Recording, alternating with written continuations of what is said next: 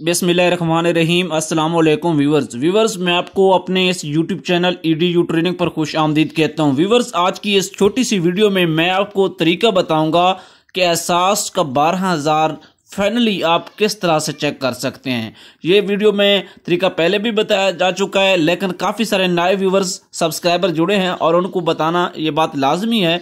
मैंने आपको बताया हुआ है कि बलूचिस्तान, पंजाब और जो सिंध के लोग हैं वो HBL कनेक्ट की हेल्पलाइन पर रब्ता करेंगे। इसी तरह खैबर पख्तूनख्वा और गिलगित बल्तिस्तान के लोग जो हैं वो बैंक अल फलाह की हेल्पलाइन पे कॉल करेंगे। मैं आखिर में आपको नंबर भी दे देता हूं और आपने कैसे उनसे पूछना है वो भी बता देता हूं। उससे पहले कि आपने अभी तक हमारे इस यूट्यूब चैनल ईडीयू ट्रेनिंग को सब्सक्राइब नहीं किया तो सब्सक्राइब करें। हम 1 लाख सब्सक्राइबर पूरे करने वाले हैं, तो आपकी सपोर्ट हमारे लिए बहुत ज़रूरी है।